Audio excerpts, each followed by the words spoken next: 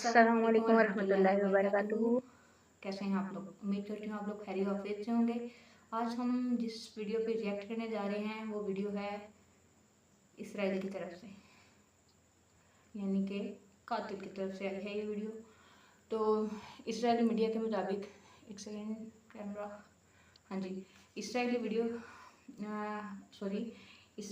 के मुताबिक जो लाल बच्चियाँ यानी कि जो लाल गाय हैं उसकी कुर्बानी कर दी गई है। उनके मुताबिक वो जो 3 लाल बच्चियाँ उनकी कुर्बानी करने के मुताबिक उनका मसीहा यानी कि दज्जाल आएगा।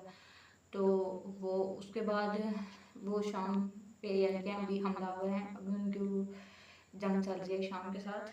तो देखते हैं कि शाम पे हमला क्यों किया गया है और उसके पीछे वजह क्या है। इसराइली मीडिया के मुताबिक, उनके मुताबिक ये वीडियो होगी।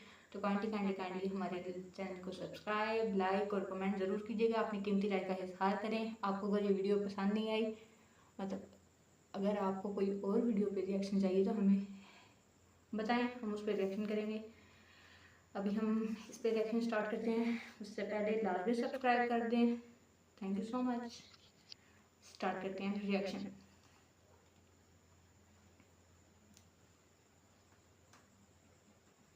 1 जुलाई 2025 को यानी आज से तकरीबन 2 हफ्ते पहले इसराइल के इलाके समेरिया के अंदर, जो कि इसका शुमाल मगरबी किनारा है, यहाँ पर एक लाल बच्चिया की कुर्बानी प्रैक्टिस के तौर पर की जा रही थी। लेकिन एंड टाइम पर वो बच्चिया जिसकी ये निशानी तौरात के अंदर बताई गई है कि वो सिर्फ सुर्ख रंग के बालों वाली होनी चाहिए, इसकी उम्र 2 साल से ज़्यादा ना हो, वो किसी काम काज के अंदर इस्तेमाल ना हुई हो, इन तमाम निशानियों के मुताबिक इस लाल बच्चिया को यहाँ पर लाया गया था। लेकिन एंड टाइम पर इंस्पेक्शन के दौरान इसके जिस्म के अंदर 2 काले बाल मौजूद होने की वजह से इसको जला दिया गया। और इसकी video Israeli 7 Israel news channel ने खुद रिपोर्ट भी की। आप जानते हैं कि इसराइल में यरूशलेम शहर पर माउंट ओलिव पर कई सालों से इसराइल इस लाल बच्चिया की कुर्बानी के लिए बहुत कोशिशें कर रहा है, और इस मकसद के लिए इसने दुनिया भर के अंदर ऐसी लाल बच्चिया की तलाश भी शुरू कर दी थी जो कि इन तमाम निशानियों पर पूरी उतरती हो।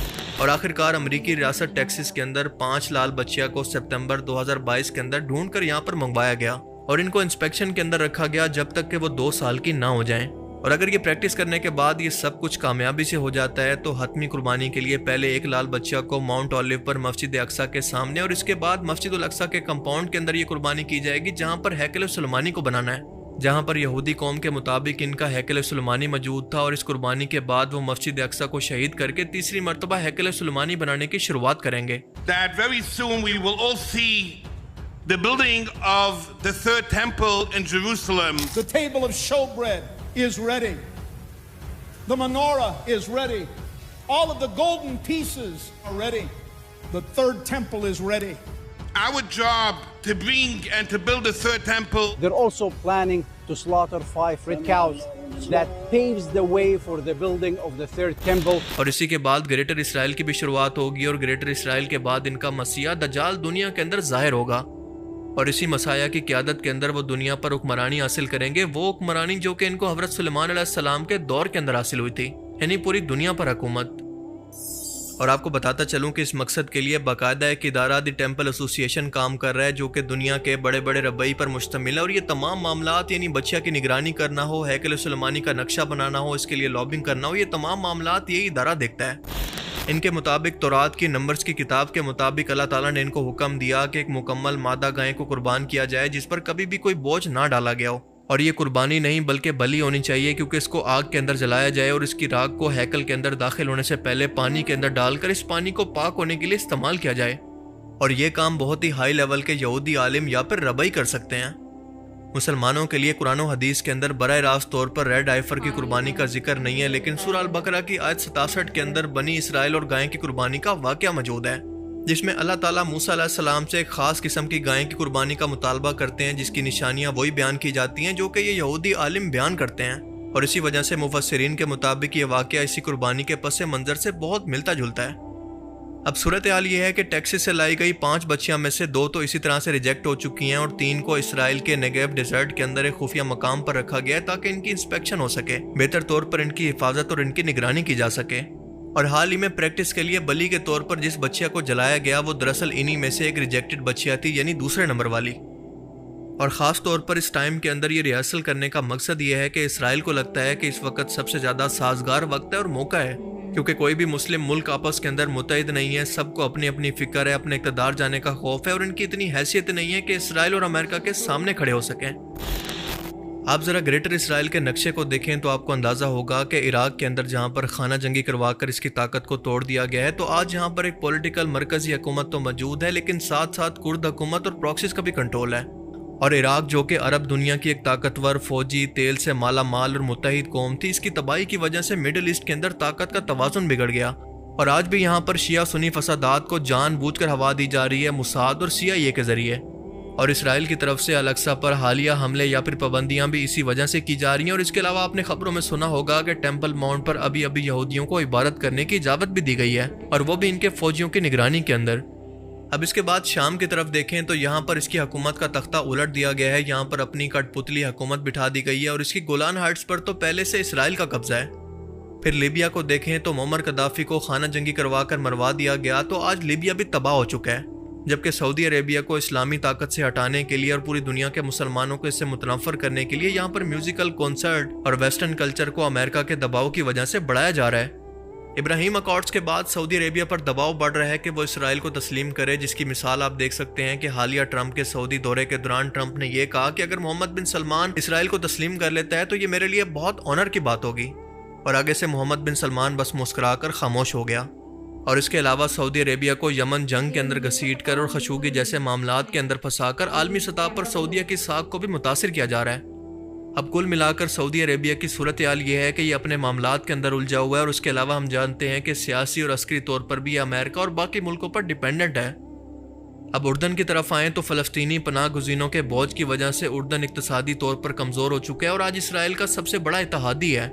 आपको याद होगा कि ईरान की तरफ से इसराइल पर किए जाने वाले हमलों को रोकने वाला वाहिद इस्लामी मुल्क दरअसल उर्दन ही था।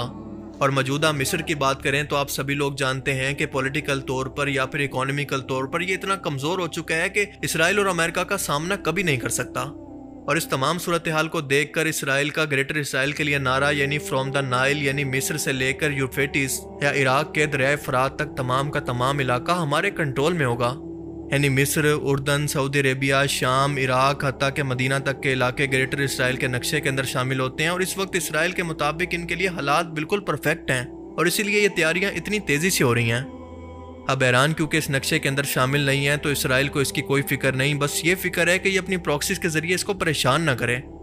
1 जुलाई 2025 को होने वाली ये कुर्बानी खुफिया मकाम पर की गई ताकि मुस्लिम दुनिया की तरफ से होने वाले एहतजाज या फिर सियासी दबाव से बचा जा सके। हालांकि ये एक असल कुर्बानी नहीं थी बल्कि एक प्रैक्टिस या फिर रिहर्सल थी ताकि अगर मुस्तकबिल के अंदर असल कुर्बानी की इजाज़त मिले तो तमाम तैयारियां पहले से मुकम्मल हों। अब इसका मतलब यह है कि इसराइल के मुताबिक ये टाइम अब बहुत जल्द आने वाला है, बस इनको सही मौके का इंतजार है। अब इस तमाम सिनेरियो को ज़हन में रखकर आप सोचें कि अगर आपको ये कुर्बानी करनी होती तो आप सबसे पहले क्या करते। जाहिर सी बात है कि अपने आसपास मौजूद मुमकिन ख़तरों को ख़त्म करते, यानी सबसे पहले गजा पर हमला करते, इसको खाली करवाते, फ़लस्तीनियों को मजीद कमज़ोर और फ़लस्तीनियों को बेबस करके इसकी शुरुआत करते क्योंकि वो आपके सबसे ज़्यादा करीब मौजूद हैं। और आप गौर करें कि इसराइल ने यही सब कुछ तो किया है। और फिर इसको मजीद एक स्टेप आगे ले जाते हुए हाल ही में सीरिया यानी शाम के अंदर इनके प्रेसिडेंट बिल्डिंग पर इसराइल ने हमला किया, जहाँ पर लाइव न्यूज़ रिपोर्टिंग के दौरान ये मंजर कैप्चर किया गया। अब इसका मतलब यह है कि गजा के साथ साथ इसराइल की नज़रें सीरिया को मजीद तबाह करने की तरफ हैं ताकि मुस्तकबिल के अंदर ये कभी भी सर ना उठा सके। और इस हमले की वजह इसराइल ने यह बताई है कि सीरिया के अंदर द्रूज कम्युनिटी के लोगों पर ज्यादतियों की वजह से यह हमला किया गया। अब सवाल पैदा होता है कि यह द्रूज कम्युनिटी क्या है। द्रूज कम्युनिटी दरअसल एक बहुत ही छोटा माइनॉरिटी ग्रुप है जो कि इसराइल का बहुत ज़्यादा हिमायती है और इनके हकूक़ के लिए अक्सर एहतजाज भी करता रहता है। लेकिन आपको ये जानकर हैरत होगी कि इस ग्रुप की जड़ें यहूद से नहीं बल्कि मुसलमानों से मिलती हैं। ये लोग मिडल ईस्ट के कुछ मुल्कों के अंदर आबाद हैं जिनमें सबसे ज़्यादा लिबनान, शाम, इसराइल और उर्दन के अंदर इनकी थोड़ी थोड़ी तादाद मौजूद है। और इनकी जड़ें इस्लाम की शिया इस्माइली शाख से जुड़ी हैं और ये 11वीं सदी के अंदर फातमी खिलाफत के दौर के अंदर मिस्र में शुरू हुए। अब इस कम्युनिटी की तालीमात बहुत ही सीक्रेट हैं, ज़्यादा लोग इसके बारे में नहीं जानते, बस इतना जानते हैं कि ये लोग हिंदुओं की तरह अकीदा री इनकॉर्नेशन पर यकीन रखते हैं, यानी इंसान मरने के बाद एक और जिस्म के साथ दोबारा जन्म लेता है। और ये लोग कुरान करीम को मानते हैं लेकिन इसकी अपनी मर्जी की तशरीहात करते हैं। अब मुसलमानों को इनके वजूद से कोई मसला नहीं है जब तक कि ये शर और फितना पैदा ना करें, क्योंकि ये खुद को मुसलमान कहते ही नहीं हैं। शाम के अंदर द्रूज कम्युनिटी ज़्यादातर सुवेदा सूबे के अंदर आबाद है और इसराइल अक्सर इस ग्रुप की हिमायत करता रहता है। इस वजह से नहीं कि इसको इनसे प्यार, हमदर्दी या फिर इनकी फिक्र है, बल्कि इसलिए कि शाम के अंदर फिरका वारियत को बढ़ाकर इसको मजीद तोड़ सके और शामी हुकूमत कभी भी खाना जंगी की वजह से सर ना उठा सके। आपको याद होगा कि कुछ ही महीने पहले जब शाम के अंदर बशारुल असद की हुकूमत का तख्ता उल्टा गया तो शाम के अंदर मौजूद बहुत सारे डिफेंस इक्विपमेंट को इसराइल ने अपने बम्बार तैयारों की तबाही से तबाह कर दिया। पर इस वक्त भी हम देख सकते हैं कि इसराइल शाम की इस हुकूमत से फिर भी घबराया हुआ है। अब सवाल ये पैदा होता है कि शाम को इतना कमज़ोर करने के बावजूद भी आखिर इसराइल को इससे किस बात का खतरा है। अब इसका जवाब है कि ईरान की प्रॉक्सीज, खसूसन हिज़्बुल्लाह और सुन्नी प्रॉक्सीज जैसा कि हमास की मौजूदगी की वजह से, और इसकी ये कोशिश है कि सीरिया को मजीद खाना जंगी या फिर डिवाइड एंड रूल के जरिए पहले इसको बमबारी करके तबाह करे और इसके बाद इसका हाल भी गजा जैसा कर दे और इसके बाद इसको ग्रेटर इसराइल के अंदर शामिल कर दे। और इसकी दूसरी वजह यह है कि इसराइल ये बात जानता है कि मुसलमानों की हदीस की किताबों के अंदर लिखा है कि मुसलमानों की फौज शाम की सरजमीन से इकट्ठा होकर बैतुल मुकद्दस की तरफ जंग के लिए बढ़ेगी और इमाम मेहदी अलैहिस्सलाम का ज़हूर शाम की जंगों के दौरान ही होगा।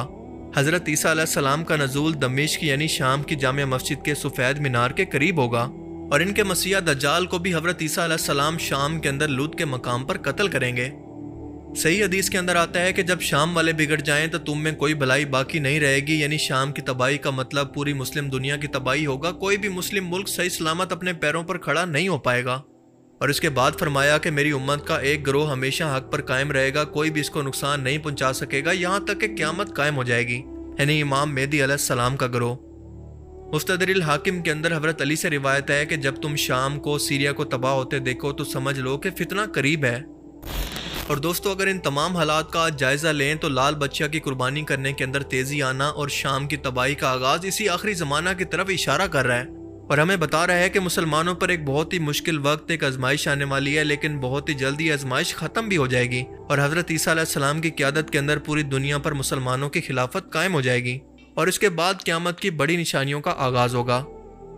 अगरचा अहले ईमान पर आजमाइश का वक्त आन पहुंचा है, लेकिन वादा इलाही है कि हक गालिब आएगा और बातिल को मिट जाना है, क्योंकि अल्लाह पाक खुद फरमाता है कि हर मुश्किल के बाद, हर आजमाइश के बाद आसानी है। अल्लाह ताला से दुआ है कि वो हमें समझने की और नेक अमल करने की तौफीक अता फरमाए।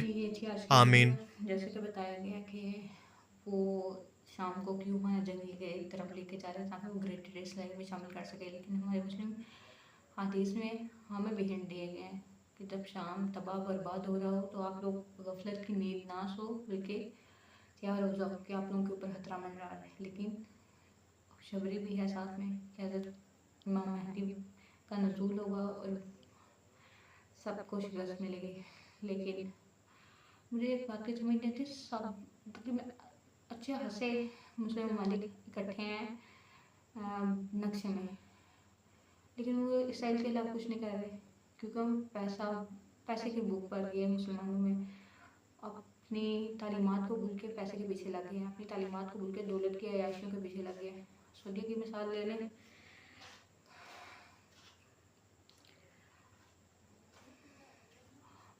लाइव रिकॉर्डिंग पे और ट्रम्प कह रहा है कि अगर शाह सलमान सऊदी यानी कि इसराइल को तस्लीम कर दे तो मैं बहुत खुश होऊंगा, और वो आगे से सिर्फ हासिल है, कुछ भी नहीं कर रहे हैं। इनके दिल में जोर है, अगर ना होता तो सीधे मुंह पे कह देते कि हम नहीं तस्लीम कर सकते। अपने मुसलमान बहन भाइयों की जानों के ऊपर इन लोगों को दौलत है।